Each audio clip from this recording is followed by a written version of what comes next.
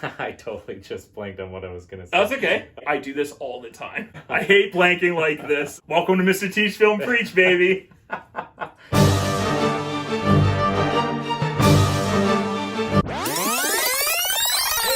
Welcome to Mr. Teach Film Preach, and if you're a film lover like I am and you learn from films as much as we do, then you are in the right place. Click like down below and subscribe my channel for more content. Also, while you're down there, let me know, what are your 5 favorite films of the year? I would love to hear your ranking, number 5 to number 1. And while you're down there, click like and subscribe my channel for more content. Also, don't forget to hit that bell button to notify you when I have another video released out here. Today I am doing something a little different. This list is going to be strictly our favorite films of the year. And I'm going to ask my guest here in a second what his criteria was, our 5 favorite films of 2022. And that's what we're here today to discuss. I want to introduce our guest here on Mr. Teach Film Preach today. One of my best friends. His name is Chad. Chad, welcome to the channel, bud. Hello. Excited to finally be on for the first time and talk about our favorite films of 2022. How did we first meet? Back in university, on stage, we played the same part and we were rivals. Eventually bonded us together. Out of all of our years of friendship and watching movies together, what is like a movie memory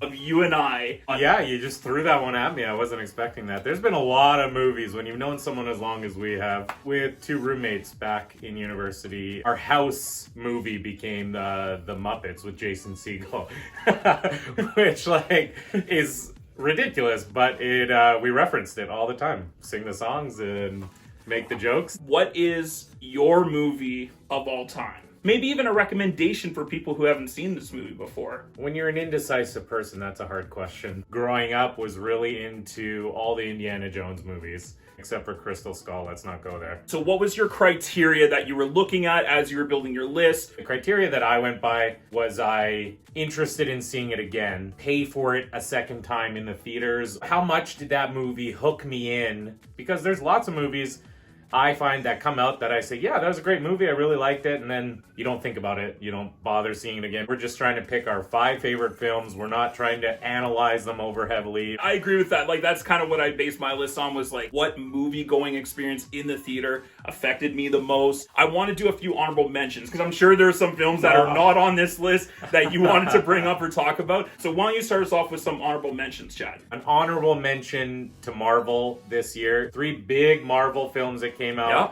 Black Panther, Wakanda Forever, Thor, Love and Thunder, Doctor Strange and the Multiverse of Madness. All 3 I enjoyed.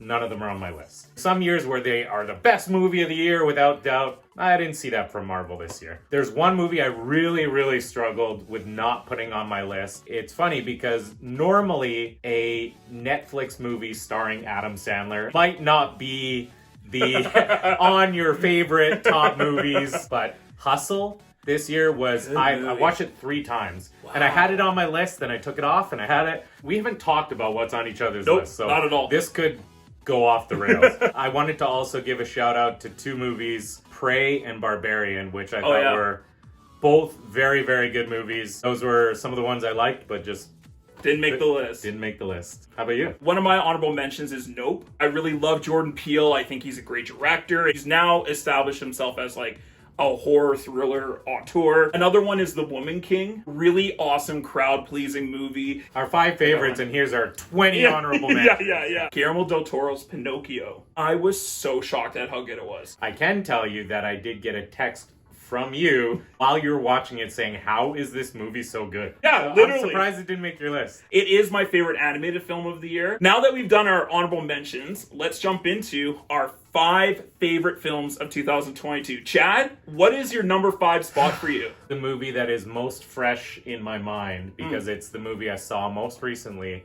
that is Avatar: Way of Water. For the visuals alone, that movie is worth seeing. It's worth the length if you see it in theaters. It's something really visually, technically, that I don't know if we've seen before. The underwater scenes in that movie are vivid and incredible. For that reason alone, I think it deserves to be mentioned as one of the films I enjoyed the most. That's where Avatar: Way of Water comes out on my list. We saw Avatar together and I had a great experience. You can actually, shameless plug, check out my review for Avatar: Way of World right there. I think James Cameron is definitely back in full effect. Way of Water. by the way. What did I say? Way of world. It is its own world. There's a lot of world building in that movie. When it's been this long to make a movie that is this epic, this grand, we're lucky to get to experience something like that. Number 5 for me was a full-blown action comedy film. It is The Unbearable Weight of Massive Talent. Hands down, one of the funniest films of the year.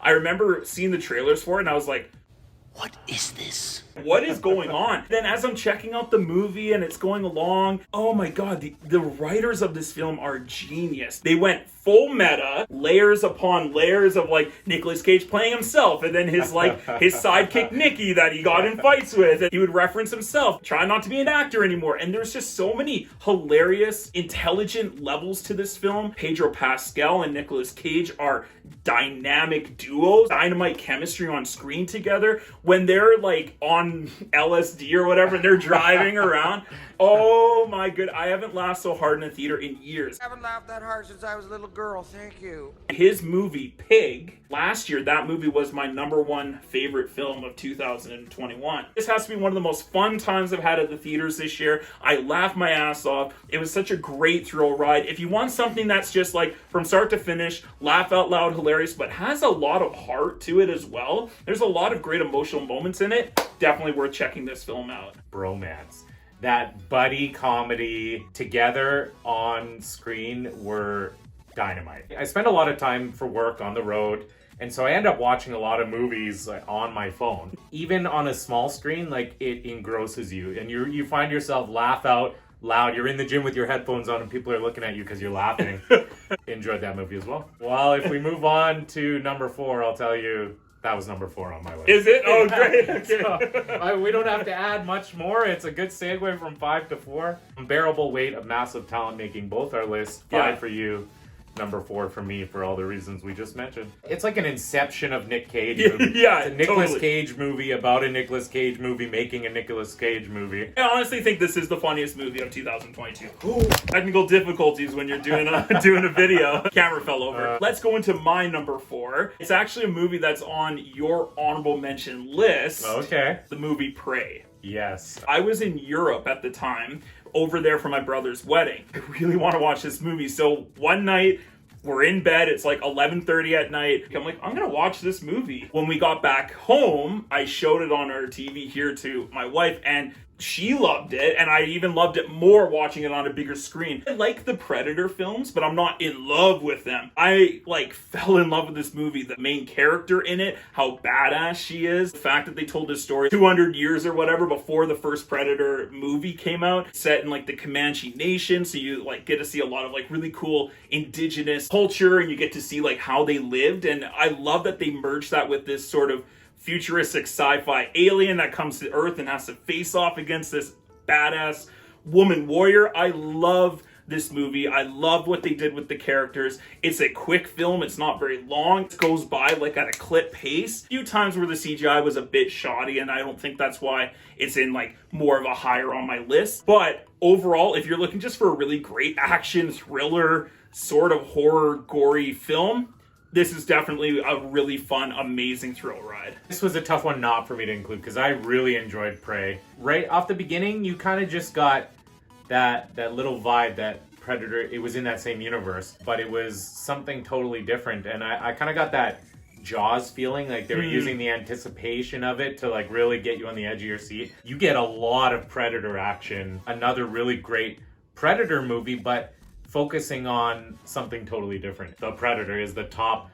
It's hard to kill. He's very powerful. So to have a story of an indigenous woman who has bows and arrows and tools at her disposal, she creates a weapon and learns to master it in the process of the movie. The axe on a string. Yeah. This movie was another one that surprised me. It meets my criteria. That's why I had to honorable mention it on my end. That's my number 4. Let's go on to number 3 now. So I'll start this time. My number 3 film of 2022 is going to be probably the biggest film on this list.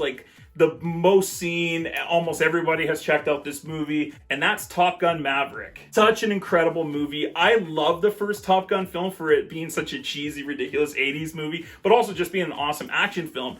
This is even better than the 80s movie. I can't believe I'm saying that. This is such a crowd-pleasing film, but it also has so much heart, some brilliant acting by Tom Cruise, maybe some of the best acting I've seen him do in the last like 10, 15 years. The aerial scenes, the dog fighting, the way that they did these stunts, and where they stuck the camera, like in the cockpit, in front of the actors. They had to film themselves as they were flying the plane, stuck, video cameras on the edge of these planes and flew them like Mach whatever. Just beautiful cinematography. Overall, a thrill ride. I'll have a lot more to say about Top Gun Maverick coming up later in the program. Top Gun Maverick is responsible for one thing in our society, and that is for single-handedly bringing back the mustache.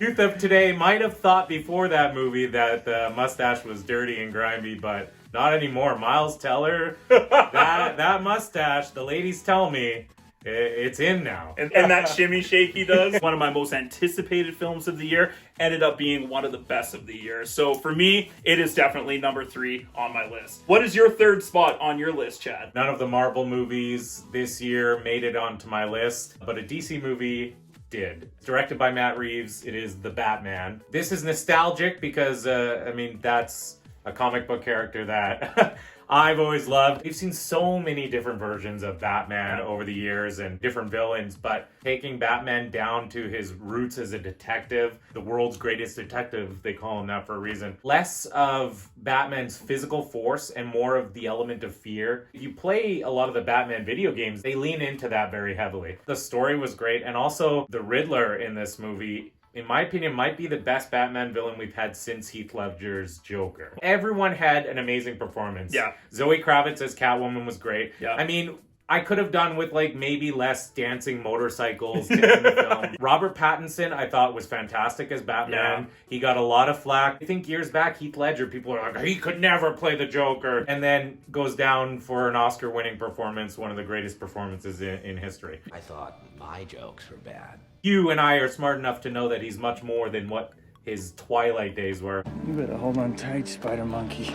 Jeffrey Wright as Commissioner Gordon was fantastic. I like the story. I like the intrigue. I like the mystery. The performance of Colin Farrell as the Penguin. Oh, yeah. Almost an unrecognizable Colin Farrell. Soundtrack by Michael Giacchino. I can never say his name right, but he did the music for Up. The Pixar film. It's actually one of the better soundtracks of this year. Matt Reeves was the perfect director, coming off of Planet of the Apes, the last 2 films. He took obviously a lot of inspiration from films like Seven and serial killer films, mixed it into a Batman genre film. Character-driven movie. The performances by, like you say, Colin Farrell, Zoe Kravitz, Robert Pattinson, Jeffrey Wright, Paul Dano, how Matt Reeves used lighting and the soundtrack and sound to really drive home that fear that almost makes you feel what everyone else in the movie is feeling in their reaction to Batman. The action was so visceral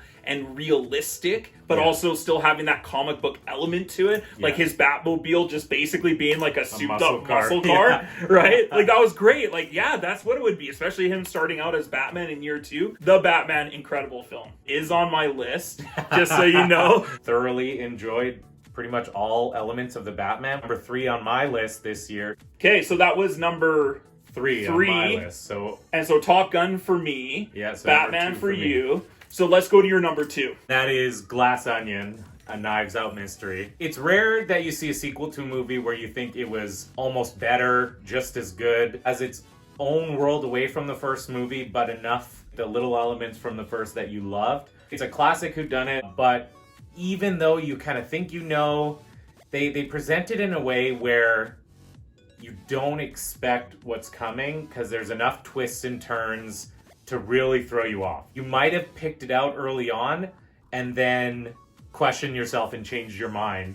before ultimately figuring out what it was. And now that I know how it ends and what the big reveals are, it's a movie that I know I want to watch again with that knowledge and see what I missed. As soon as I walked out of the theater, I was talking about wanting to see it again. Daniel Craig's character, Benoit Blanc. Compared to the first movie where he was very business, I'm a detective, that's what I'm here for. Because this is on an island, it's sort of vacation feel. You get to see more of the lightheartedness fun side of Benoit Blanc. More humor in it. He had some fun with it. And again, similar to like I was saying with the Batman, just the ensemble of performances in this movie. Dave Bautista's character was hilarious. So Kate good. Hudson's character was hilarious. Edward Norton, all of those elements that make it a great story. It's engaging, it's interesting, it's unexpected. At the same time, it all comes together in a fun way. It felt quick. It felt like it went by. It's like a 2 hour and 30-minute film, but It didn't feel like that. It No. definitely, you were engaged in the story the whole time. 2, 3, 4 sharp turns in that movie that totally take it a different direction. Again, it fully meets my criteria for, did I enjoy it? Did I want to see it again? when we walked out, the first thing he said was, "Oh, I want to see that again!" Like so quickly. This is one of my honorable mentions. Rian Johnson is one of my favorite directors. I've been a Rian Johnson supporter since his first movie Brick came out back when we were in high school. Huge Rian Johnson supporter fan, even through The Last Jedi. You know, he didn't do the greatest in that film, but I was like, you know what, guys? It's kind of like the Oilers when they were rebuilding. Everyone's like, it's okay, we're rebuilding. That's kind of like how I was for after this movie with The Last Jedi. I was like, it's okay.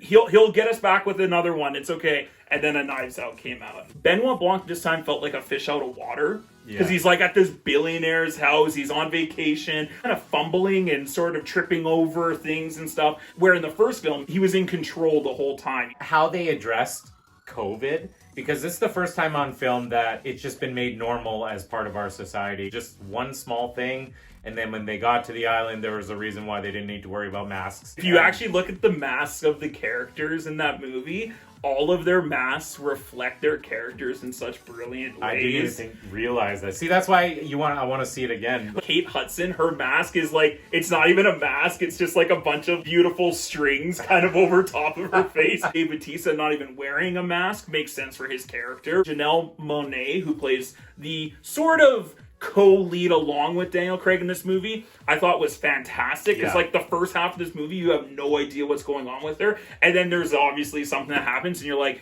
wow. And like her performance in that is so layered and so complicated. I just thought she did a spectacular job. I think that's a good way to describe a lot of what happens in this movie is layered. Yeah. And that is by design from Rian Johnson, but that's also in the performances. I'm trying to be careful how I describe it, because if someone's going to go see it who hasn't seen it, I want them to enjoy that ride. Just let it take you where it's going to take you. See if you can that's kind of some of the fun with a whodunit. Yeah. Is trying to figure it out and see if you were right. And like we were whispering to each other in the theater, like, I think it's this person. No, it's this person. I'm ready for more Benoit Blanc. There obviously needs to be another sequel to make it a trilogy or beyond, because both the original Knives Out and Glass Onion are fantastic in my book. So awesome. Well, that's your number 2. Yeah. My number 2 is the Batman. Is the Batman. Yeah. Okay. So I'm not going to say much more else. My favorite Batman film, because it just gets the character of Batman right.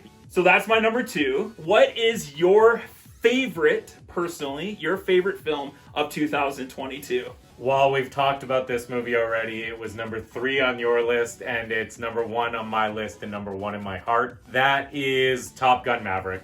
There's not a whole lot more to say except that this is a movie that was worth the wait. Seems like it shouldn't work, but it did. Part of the reason it took so long to make this movie is because of how dedicated Tom Cruise and the filmmakers were to make it technologically possible to get these types of shots that we've never seen on film before. Even going back to watch the first Top Gun, you see how different they had to make that movie because they just didn't have the technology to capture it properly. What we were able to witness this year on 2022 in film was groundbreaking. Tom Cruise's top grossing film of all time, and he's been in a lot of movies. It was nostalgic but new, all wrapped into one. Miles Teller with a mustache apparently is sexiest man alive. I don't know. That's what my wife tells me. So. Top Gun Maverick was my number 1 favorite film of 2022. So my number 1. Sonic the Hedgehog 2? Sonic the Hedgehog 2! So my number 1, this is one that it came out of left field. Just the originality of this film is a brilliant film. Number 1 film of the year is Everything Everywhere All at Once. Hands down, the most creative film I've seen in probably 15 to 20 years. What creativity to build such a strange world, but also for it to make sense, to be a beautiful tribute to like family, about mothers and daughters, about marriage, about doing laundry and taxes. This is the 2022 multiverse film. Screw you, Doctor Strange and the Multiverse of Madness. You got nothing on Everything Everywhere All at Once.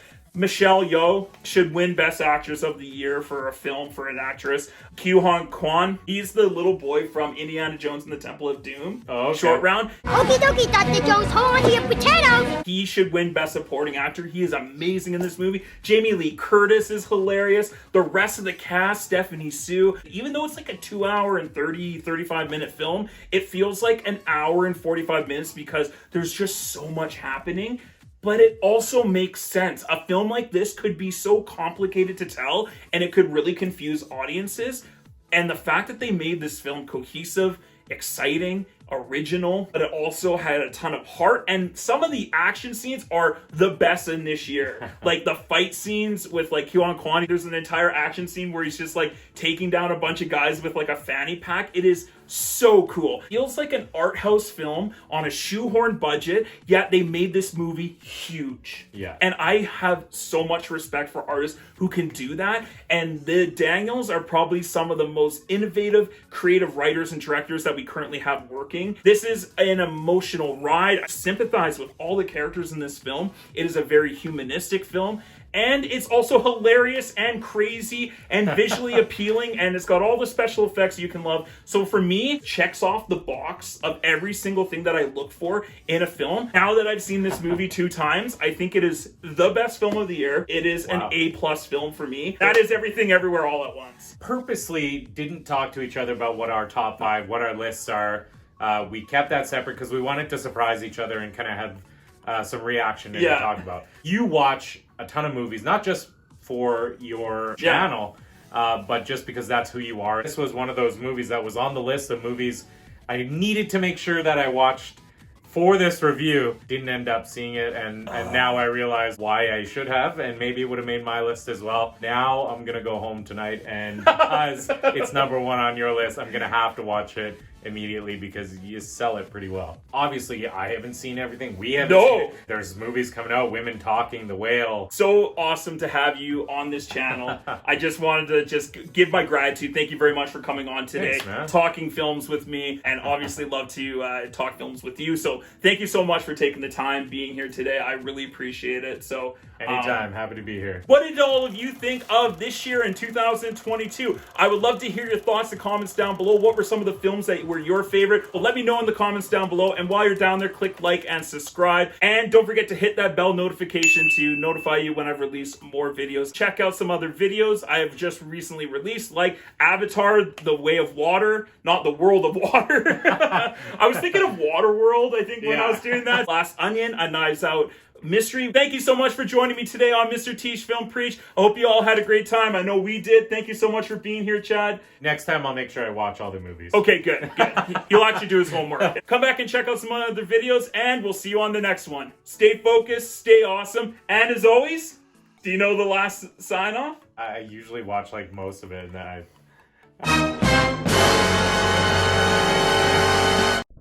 can't wait. Stay focused, stay awesome, and as always, let's get taught. Yes, there it is. Thanks, buddy. Thanks, man. Yes.